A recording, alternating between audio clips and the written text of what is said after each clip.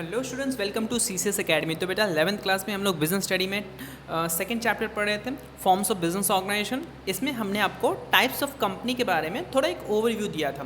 तो चलिए स्टार्ट करते हैं इस वीडियो को। तो बेटा हमने लास्ट वीडियो में आपको बताया था कि 3 टाइप के कंपनी होते हैं। एक होता है प्राइवेट कंपनी, एक होता है पब्लिक कंपनी और एक होता है 1 पर्सन कंपनी। तो फिर हमने आपको प्राइवेट कंपनी के बारे में जो डेफिनेशन है वो बता दिया था। प्राइवेट कंपनी जो है कौन होता है, एक प्राइवेट कंपनी जो है उसके आर्टिकल ऑफ एसोसिएशन में ही लिखा रहता है कि भैया ये प्राइवेट कंपनी है। उसके बाद इसमें रिस्ट्रिक्शन होता है राइट टू ट्रांसफ़र शेयर्स। यहाँ पर कोई भी बंदा किसी को भी शेयर्स को ट्रांसफ़र नहीं कर सकता है। और यहाँ पर जो मिनिमम है वो 2 मेंबर होते हैं और मैक्सिमम 200 मेंबर होते हैं। और इसमें आप जो यहाँ के जो एम्प्लॉयज़ है उसको एक्सक्लूड कर दोगे। उसके बाद क्या हमने बताया था, इसमें जो जनरल पब्लिक है उसको आप इनवाइट नहीं करते हो टू सब्सक्राइब शेयर्स। मतलब आप जनरल पब्लिक को इनवाइट नहीं करते हो कि भैया आइए और हमारे शेयर्स को खरीदिए। और साथ में हमने ये भी बताया था कि ये अपने नाम के लास्ट में प्राइवेट लिमिटेड भी लगाते हैं। अब हम बात करते हैं प्रिविलेजेस ऑफ प्राइवेट कंपनी। तो सबसे पहले प्रिविलेज या इंपॉर्टेंस या इसकी अच्छाइयाँ क्या है, सबसे पहला है only 2% are required to form a private company. तो आपको सिर्फ 2% चाहिए, आप प्राइवेट कंपनी को स्टैब्लिश कर सकते हो। क्योंकि हमने आपको थोड़ी देर पहले ही बताया था कि यहाँ पर मिनिमम 2 और मैक्सिमम 200 जो है वो मेंबर होने चाहिए। क्लियर। अगला पॉइंट क्या है, no need to issue prospectus. तो प्रोस्पेक्टस क्या होता है बेटा, देखो बेटा कोई भी शेयर कंपनी इशू करने से पहले क्या होती है, एक प्रोस्पेक्टस इशू करती है। उसमें ये बताती है कि भैया हमारे जो शेयर्स हैं इस कंपनी के इतने हैं, इस रेट पे होंगे और आपको इंस्टॉलमेंट पे एक इंस्टॉलमेंट पे इतना इतना पैसा देना। तो ये प्रोस्पेक्टस में वो सारा इन्फॉर्मेशन दिया रहता है कि आप हमारे शेयर्स को कैसे और कब कब खरीद पाओगे। तो यहाँ पर चूँकि पब्लिक को जब ये शेयर बेच ही नहीं सकते तो ऐसे केस में ये प्रोस्पेक्टस इशू ही नहीं करते। तो वही चीज़ बोलता है कि public is not invited to subscribe to the shares of a private company. जब आप पब्लिक को अपने शेयर्स बेचोगे तब तो प्रोस्पेक्टस इशू करोगे न्यूज़पेपर्स में। जब आप पब्लिक को बेचोगे ही नहीं तो ऐसे केस में न्यूज़पेपर में तो कोई प्रोस्पेक्टस आप इशू करोगे ही नहीं। अगला पॉइंट है अलॉटमेंट ऑफ शेयर्स। तो इसमें हमने ये बताया था कि it can allot shares and raise capital privately, no need to issue prospectus, no need of minimum subscription. तो यहाँ पर क्या है, ये प्राइवेटली जो है अपने शेयर्स को इशू कर सकता है। प्राइवेट जो आइडेंटिटी है, किसी बोल सकता है भैया ये तुम ले लो, मतलब ये प्राइवेटली लोग को बेच सकता है। ऐसे बोल सकता है राम से बोलेगा या किसी कंपनी से बोलेगा भैया तुम मेरे शेयर्स खरीदो, तो ये प्राइवेटली किसी को बोल सकते हैं। और यहाँ पर क्या बोलते हैं, प्रोस्पेक्टस की इशू ही नहीं है, जरूरत ही नहीं, प्रोस्पेक्टस इशू नहीं करता है। और no need to minimum subscription. ये क्या होता है, देखो अब ये अपना अकाउंट से पढ़ोगे कि कोई भी शेयर अगर मान लो 10 रुपये का शेयर है तो उसमें एक मिनिमम सब्सक्रिप्शन होता है कि उतना तो आपको आना ही है। अगर उतना पैसा नहीं आया आपके पास, आपको उतने लोगों ने पैसा नहीं दिया, तो ऐसे केस में आप जितने पैसे दिए उन लोगों को वापस कर दोगे उनका सारा पैसा। ठीक है, तो ये 12th में पढ़ोगे। अगला है स्टार्टिंग ऑफ बिजनेस। तो it can start the business as soon as it is incorporated. तो ऐसा नहीं है जैसे ही इनकॉर्पोरेट हुआ, जैसे ही वो फर्म स्टैब्लिश हुई वो बिजनेस स्टार्ट कर सकता है। ऐसा नहीं कि और किसी का इंतजार कर रहे हैं कि नहीं अभी तो और भी कुछ हो जाए तब स्टार्ट किया जाए। ठीक है।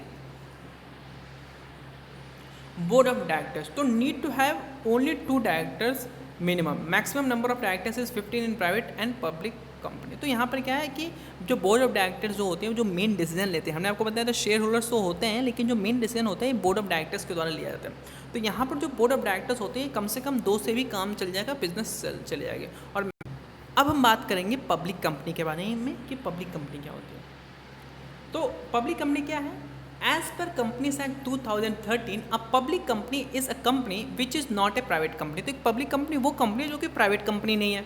पहली चीज़ तो ये है, प्राइवेट कंपनी सबसे पहले आर्टिकल ऑफ एसोसिएशन में लिखा रहता है भैया हमें प्राइवेट कंपनी, अगर वो ना हो तो वो जो है एक पब्लिक कंपनी है। In other words it has no restriction on the right of members to transfer the shares.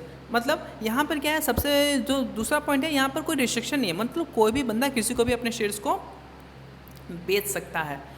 Has a minimum of 7 members and no limit on maximum numbers. और यहाँ पर क्या है, जो मिनिमम जो शेयर मेंबर्स है वो 7 होने चाहिए और मैक्सिमम का तो कोई लिमिट ही नहीं है। जैसे हमने प्राइवेट में क्या पढ़ा, मिनिमम 2 और मैक्सिमम 200, यहाँ पर मिनिमम 7, तभी आप एक पब्लिक कंपनी स्टैब्लिश कर सकते हो और मैक्सिमम की तो कोई लिमिट ही नहीं है। And permits to make any invitation to public to subscribe to its shares and debenture. और यहाँ पे क्या है, आप पब्लिक को अपने शेयर्स को आराम से बेच सकते हो प्रोस्पेक्टस इशू करके, कोई दिक्कत नहीं। और साथ में शेयर्स ही डिबेंचर भी।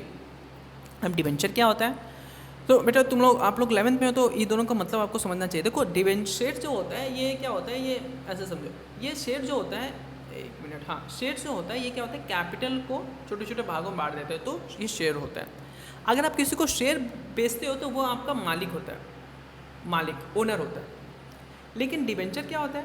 डिबेंचर जो होते हैं एक तरह से लोन होता है। जैसे आप बैंक जाके लोन लेते हो ना, इसी तरह से कंपनियां भी लोन लेती है। कंपनियां जब लोन लेती है तो वो क्या होते हैं, एक डिबेंचर इशू करती है। कैसे? जैसे एक पेज होता है, इसमें लिखती है कि भैया हमें चाहिए पैसे, ये मान लो 1000 रुपये का, ठीक है, 1000 रुपये लिखा है, ये बोलेगा ये 1000 रुपये का ये पेज लो और तुम हमें 800 रुपये दो। कितना दो? 800 रुपये। तो तुम बोलोगे सर तो 1000 रुपये क्यों लिखा है? तो वो बोलेगी 1 साल 2 साल बाद तुम जब ये पेपर लेके आओगे ना तो हम तुम्हें 1000 रुपये दे देंगे। तो समझे, डिबेंचर क्या होता है, एक पेज होता है, एक पेज में लिख के देती है कि सरकार कि भैया तुम ये पेज लो और ये 2 साल 3 साल बाद जब ये पेज लेके आओगे मेरे पास तो मैं तुम्हें इतना पैसा दे दूंगा। ये कंपनियां बोलती है, तो यही होता है डिबेंचर। तो डिबेंचर जो होते हैं लोन होते हैं। अगर कल के डेट में कंपनी को पेमेंट करने के ऑप्शन आए कि शेयर और डिबेंचर में किससे पहले पेमेंट करें, तो हमेशा याद रखो, हमेशा कंपनियां जो है वो डिबेंचर होल्डर्स को पेमेंट पहले करेगी, ना कि। अब बात करेंगे हम लोग 1% कंपनी के बारे में कि ये 1% कंपनी क्या होता है। तो 1% कंपनी क्या है? 1% company means a company which with only 1% as its member. Section 3 under section 1 of Indian companies act 2013 के हिसाब से 1% कंपनी वो कंपनी होती है जो कि एक ही बंदे के द्वारा मैनेज किया जाता है, वही जो है मालिक है, वही सर्वर है, ठीक है। अब हम बात करेंगे पब्लिक कंपनी और प्राइवेट के बीच में डिफरेंस के बारे में। ये इंपॉर्टेंट है एग्जाम पॉइंट ऑफ व्यू से। सबसे पहला जो डिफरेंस है दोनों के बीच में वो क्या है? सबसे पहला जो डिफरेंस है वो है नंबर ऑफ मेंबर्स के। तो पब्लिक कंपनी में कितने होते हैं? मिनिमम 7 और मैक्सिमम का कोई लिमिट नहीं है। लेकिन प्राइवेट कंपनी में क्या होता है? प्राइवेट कंपनी में मिनिमम होते हैं 2 और मैक्सिमम 200 होता है।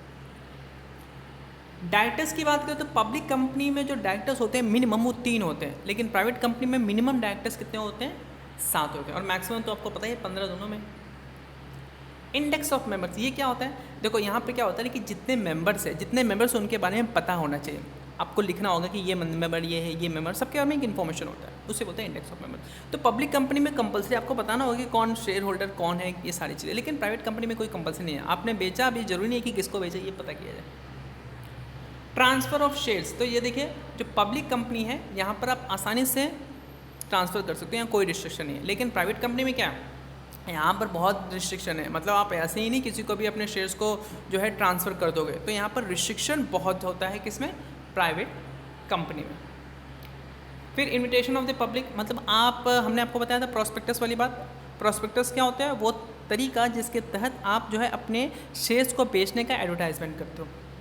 तो यहाँ पर पब्लिक कंपनी क्या करती है? वो पब्लिक से पैसा लेती है, तो ऐसे कैसे पब्लिक में एडवर्टाइजमेंट करेगी कि भैया हम अपने शेयर्स बेच रहे हैं।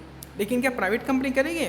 नहीं, प्राइवेट कंपनी अपने एडवर्टाइजमेंट नहीं करती है अपने कंपनी के बारे में प्रॉस्पेक्टस के थ्रू अपने शेयर्स के बारे में। क्यों? क्योंकि वो पब्लिक से पैसा लेती ही नहीं है।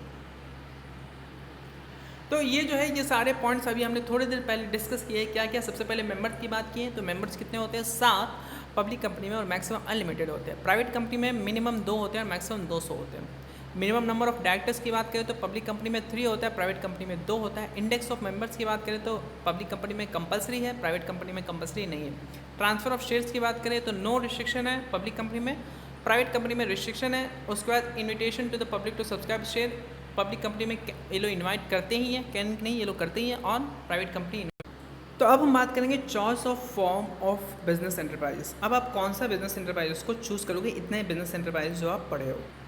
तो बताता है कि factors to be considered while choosing a suitable form of business enterprise. वो कौन कौन से फैक्टर है जो कि आप कंसिडर करोगे अगर आप सुटेबल बिजनेस एंटरप्राइजेस को सेलेक्ट करना चाहते हो? सबसे पहला है cost and ease in setting up the organisation. सबसे पहले आप देखना चाहोगे कि कॉस्ट कितना लगेगा। जैसे आपने सोल प्रोप्राइटर और पार्टनरशिप जो था ये बहुत ही सस्ता, बहुत ज़्यादा कॉस्ट नहीं लगता है।